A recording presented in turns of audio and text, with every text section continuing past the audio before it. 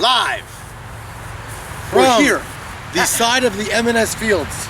with our smoky introduction. Yes, disaster. Yeah, it didn't work out as well as planned and choreographed, but either way, we're here with on side of the fields in the background behind us. Playoff baseball.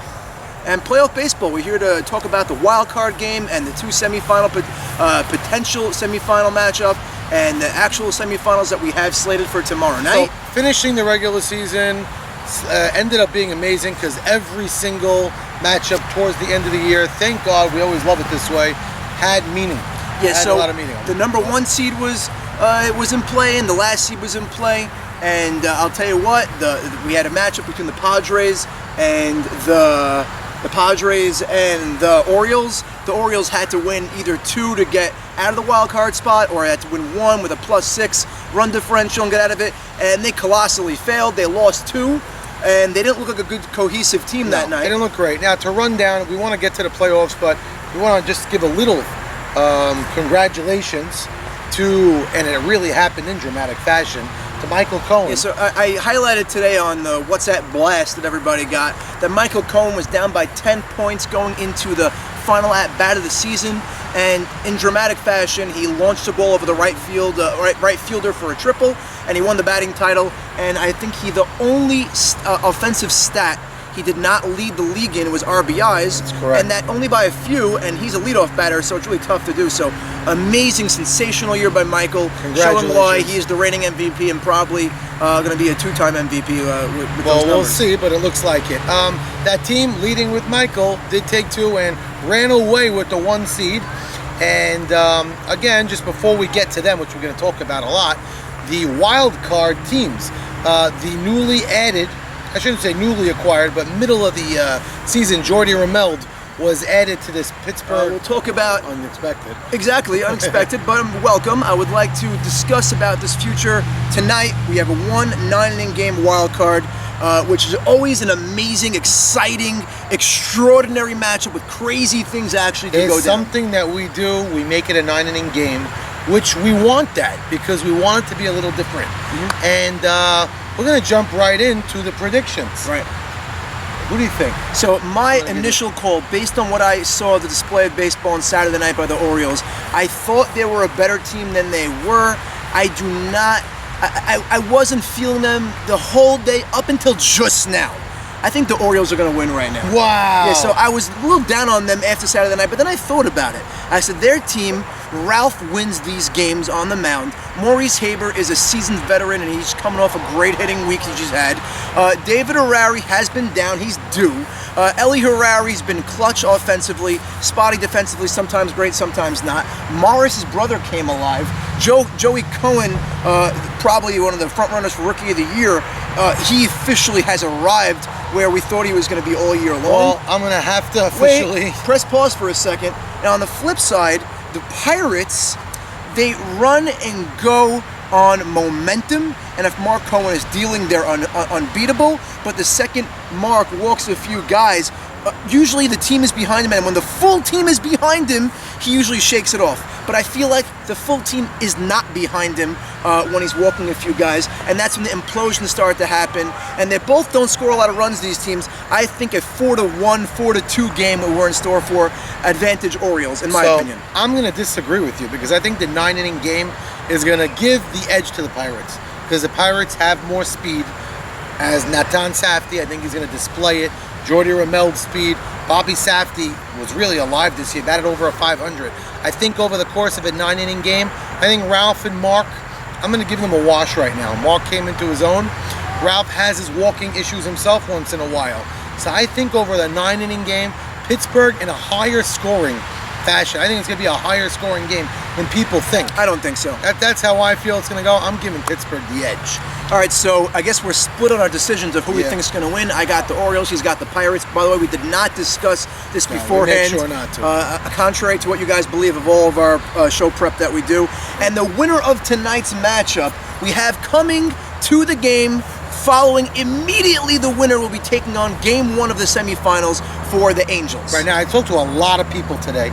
Some people loving the idea on the wild card teams. We don't know who's going to win. Some people loving that they're going to stay on the field after winning, and some people telling me maybe it's not fair. Hey, based on my entire life playing in tournaments, when you're hot and you're coming off a big win, I think that's advantage you, as opposed to the cold team that didn't play yet. No, sometimes it's one game. You're not playing 3 games in a fourth. Understood, but sometimes they say, "Oh, now we're pacified. We got to the next." I don't know, man. That's BS. Well, that's stupid. We'll find out. We'll see. That's why it goes either way. I'm happy that Norwood's team, the Angels, are going to get onto the field and smell playoff baseball the same time everybody else. So now, obviously, we cannot make a prediction because we don't know who's going to actually win. So let's go to tomorrow night, which is the marquee matchup of the playoffs. No matter what happens from here on out. I don't care. I would say marquee matchup over the last couple of years. Let me tell you, so let's just give you guys an overview of what happened, even though you guys are following and you know the storylines. It's been the talk of the league and even outside the league. As we mentioned, the Padres took the #1 seed. #1 seed. This year we gave them the opportunity, the #1 seeded team, they earned the right to choose their opponent. And Mike Solomon, he's already a veteran captain doing it for a few years. He did the unconventional thing and not only took the 2 seed, he took the only team in the playoffs that actually took a game from them. That's right. And it didn't make any sense. Conventional wisdom didn't prove anything. They lost 2 games on the season. One was against a team. One was them, and one was a team that didn't make the playoffs. Right, so all the other matchups, every other team they swept. Right, so, they swept everybody. They were 6-0 on the rest. You could say they maybe want to save the Norwood matchup for the World Series if that ends up being the case. Really but you can't really push it off. Or you could say he wants to take the tougher opponent first, so nothing else in his way. Which is also a silly thing to say. But they could get knocked off without them. So, or you could say he really doesn't trust the young kids, mainly Eddie Nissim on the mound. You have to imagine. Now you have to imagine. That's got to be. You could debate. You can hear Michael Melech Solomon's mind games. At the end of the day, he thinks he's going to take advantage of the little children. You're putting yourself in position to be questioned if you lose. You got to admire the cojones that he has for doing what he did, whatever his reason being. Now, you have to know that he's he's got his team's backing. If he's going to make a decision like this, he's got his team's backing. Well, rumor has it, really, if you look at it, they should have took the Angels because based on the success they had against the Angels and based on what and the winner of the wild card matchup. Right. They demolished both those teams. They wiped the floors. They're a better team overall. It was a puzzling decision. But I have inside sources telling me that Ralph Sutton, who's on fire right now across all softball, summer of tuna, I just feel like that he didn't want any part of Norwood because I feel like a little bit of Norwood's inside of Tuna's head no matter what he says. I believe that, and 100%. I think there's a lot of truth to that. That's #1. And #2, I could say one at the wild card matchup. Or that's surprising. It doesn't make any sense. But you know what? He obviously has his reasons. We'll see what's going to happen. Do you have a prediction of what's going to go down tomorrow night? I think the Balbinos... Padres. The Padres, I'm sorry. I don't know why I said that. The Padres are going to win 2. I think they're going to sweep them. I think see where you're coming from. I see where you're coming from. I think game 1 will be close, but Michael Cohen, solely Cohen, is due to explode. I think it's going to happen then. Melech's also been cold. He's been cold, but they've still been scoring runs. Aaron Dweck looks amazing at the plate right now. I looked at the numbers right now. I think 8 of the top 15 players in average are on the Padres. So I think they're going to win game 1 on a good matchup. And I do think game 2, I'm not blaming any team for whatever reason. I do think game 2, the Padres are going to take it. I'm not saying anything. I think it's going to be a sweep. I'm not saying anything Parv right now. I'm actually giving you what I feel. There's something to be said about emotion and a chip on your shoulder.